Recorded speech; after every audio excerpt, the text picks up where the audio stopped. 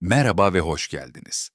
Bugün sizlerle birlikte askeri çevrelerde dolaşan ve internet forumlarından podcastlere kadar birçok platformda tartışılan esrarengiz bir hikayeyi ele alacağız. Kandahar Devi. Bu anlatı, Afganistan'da konuşlanan ABD askerlerinin karşılaştığı iddia iler edilen devasa bir yaratık hakkında. Ama bu gerçekten yaşanmış bir olay mı? Yoksa sadece modern çağın yeni bir mitolojisi mi? Gelin, tüm detaylarıyla bu konuyu inceleyelim. Öncelikle olayın temel anlatısını gözden geçirelim. 2002 yılında ABD askerleri Afganistan'ın Kandahar bölgesinde rutin bir arama kurtarma operasyonu yürütüyordu. Bir grup asker, kaybolan bir askeri birliği bulmak için dağlık araziye gönderildi. Ancak burada karşılaştıkları şey herhangi bir düşmandan çok daha ürkütücüydü. Anlatılanlara göre askerler 12 ila 15 fit, yaklaşık 3,5-4,5 metre boyunda, kızıl saçlı, her elinde 6 parmak bulunan ve çift sıra dişlere sahip bir dev ile karşılaştı.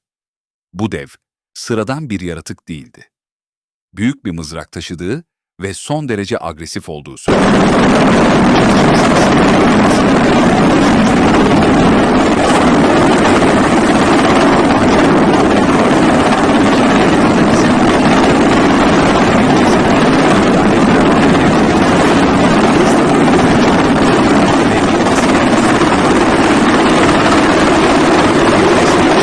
Olmadı ve hiçbir medya kuruluşu bu konuyu raporlamadı.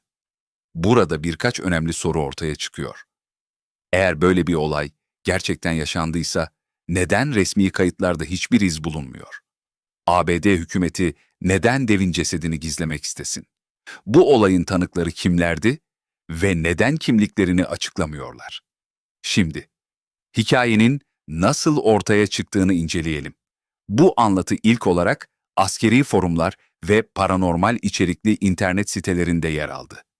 Anonim hesaplar olay hakkında bilgi sızdırdıklarını iddia etti. Zamanla bu hikaye komplo teorisyenleri ve araştırmacılar tarafından daha da büyütüldü. YouTube kanalları, radyo programları ve podcastler kendisini eski asker olarak tanıtan insanlarla röportajlar yapmaya başladı. Ancak bu noktada ele alınması gereken birkaç karşıt görüş var.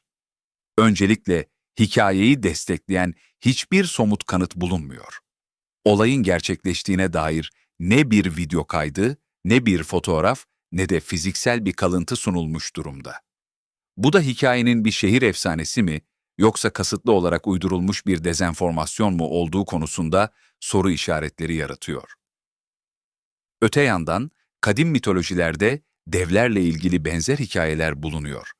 İncil'de geçen Nefilimler, Yunan mitolojisindeki Titanlar, İskandinav efsanelerindeki Jötnarlar. Tüm bu anlatılar, devasa varlıkların bir zamanlar yeryüzünde yaşadığına dair kadim inançları yansıtıyor. Acaba Kandahar Devi, bu mitolojilerin modern bir yansıması mı? Şimdi olası teorileri inceleyelim. Olayın temel anlatısını ve Kandahar bölgesinde konuşlanan ABD askerlerinin 2002 yılında devasa bir varlıkla karşılaştığı iddialarını ele aldık.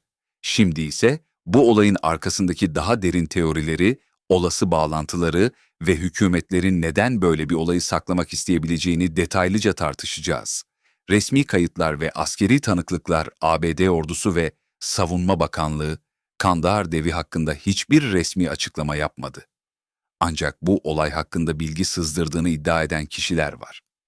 Bunlardan biri, kendisini eski bir asker olarak tanıtan ve olayın iç yüzünü bildiğini söyleyen Steve Quayle adlı bir radyo sunucusunun aktardığı isimsiz bir tanık. Bu kişi, bölgedeki bir ABD askeri üssünde çalıştığını ve olayın detaylarını bizzat üstlerinden duyduğunu iddia etti. Anlatılanlara göre devin cesedi ABD'ye özel bir kargo uçağı ile taşındı ve burada detaylı bir şekilde incelendi. Bir başka ilginç detay ise ABD hükümetinin benzer olayları daha önce de örtbas ettiğine dair bazı tarihsel kayıtlar. Örneğin, 1942'de Los Angeles Savaşı olarak bilinen olayda bilinmeyen bir hava aracı şehrin üzerinde görüldü ve askeri güçler tarafından ateş altına alındı. Ancak yetkililer bunu hava durumu balonu olarak açıkladı. Roswell olayı 1947. Dünya dışı bir varlığın cesedinin bulunduğuna dair iddialar gündeme geldi, ancak hükümet bunun bir hava gözlem balonu olduğunu söyledi. Peki Kandahar Devi gerçekten bu tür gizli projelerden biri olabilir mi? Gizemli hükümet projeleri ve devlerle bağlantısı ABD ordusunun doğaüstü varlıkları araştıran gizli projeleri olduğu iddiaları uzun süredir tartışılıyor. Özellikle Black Budget, gizli bütçe projeleri finansal raporlarda görünmeyen, tamamen gizli askeri araştırmaları kapsıyor. Bazı komplo teorisyenlerine göre Kandahar Devi'nin cesedi biyolojik ve genetik incelemeler için gizli laboratuvarlara götürülmüş olabilir. Bunun birkaç sebebi olabilir. Eğer dev gerçekten var olduysa, bilim insanları onun DNA'sını araştırarak nasıl bu kadar büyük ve güçlü olduğunu anlamak istemiş olabilirler. Eğer bu dev geçmiş bir uygarlığa aitse, tarihsel ve antropolojik bir keşif olarak incelenmiş olabilir. Eğer dev, insanlık dışı bir varlıksa, örneğin uzaylı ya da farklı bir tür, onun biyolojik özellikleri askeri amaçlarla kullanılabilir. Burada akla gelen en büyük soru şu: ABD hükümeti gerçekten bir devi gizlice incelemek istiyorsa, bunu neden resmi kayıtlara geçirmedi? Bunun cevabı, halkın tepkisini kontrol etmek olabilir. Eğer devlerin gerçekten var olduğu açıklansaydı bu, evrim teorisi ve insanlık tarihi hakkında büyük tartışmalara yol açardı. Dini ve mitolojik inanç sistemlerini derinden etkileyebilirdi. Hükümetlerin kontrol mekanizmasını sarsabilirdi. Peki, devlerin varlığına dair başka hangi kanıtlar var? Tarih boyunca devlerle ilgili kayıtlar Kandahar Devi yalnızca modern bir askeri olay değil, tarihin derinliklerinde birçok kültürde devlerle ilgili kayıtlar bulunuyor. İncil'deki Nefilimler, eski ahitte Tanrı'nın oğulları olarak anılan varlıkların insan kadınlarla birleşerek devler doğurduğu anlatılır. Yunan mitolojisi, Titanlar, Olimpos tanrılarıyla savaşan devasa varlıklardır. İskandinav mitolojisi, Jötnarlar tanrılarla mücadele eden devlerdir ve Ragnarok'ta önemli bir rol oynarlar. Hint mitolojisi, Rakşasalar, insanları yiyen, büyük ve korkutucu devler olarak anlatılır. Kızılderili efsaneleri, ABD'nin yerli kabileleri, Kızılderili savaşçılarının kızıl saçlı devlerle savaştığını anlatan hikayeler aktarmışlardır. Peki bu efsaneler sadece hayal ürünü mü, yoksa geçmişte gerçekten devasa varlıklar yaşamış olabilir mi? Bilimsel açıklamalar. Devler gerçekten var olabilir mi? Bilim insanları geçmişte büyük boyutlara ulaşan insansı türlerin yaşadığını doğruluyor. Örneğin Gigantopithecus. Yaklaşık 3 metre boyunda olan devasa bir primat türüdür ve Çin'de fosil kalıntıları bulunmuştur. Megalania. Dev kertenkeleler arasında yer alır ve 7 metreye kadar ulaşabildiği düşünülmektedir. Neandertaller ve Denisovalılar. Modern insana kıyasla daha iri yapılı oldukları bilinen eski insan türleridir.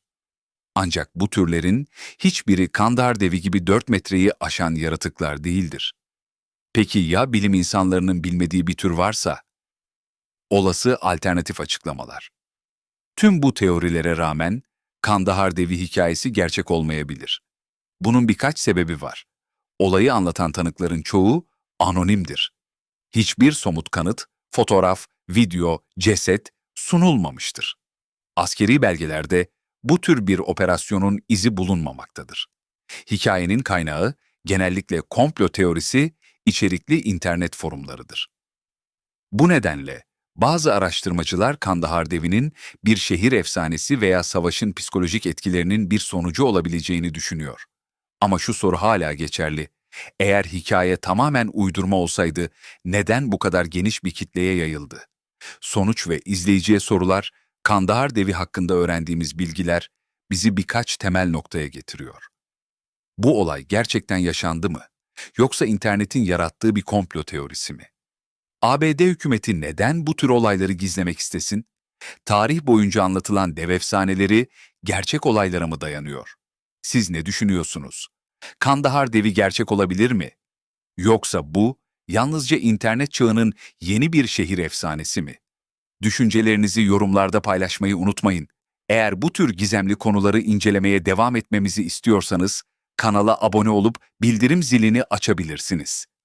Bir sonraki videoda görüşmek üzere, keşfetmeye devam edin.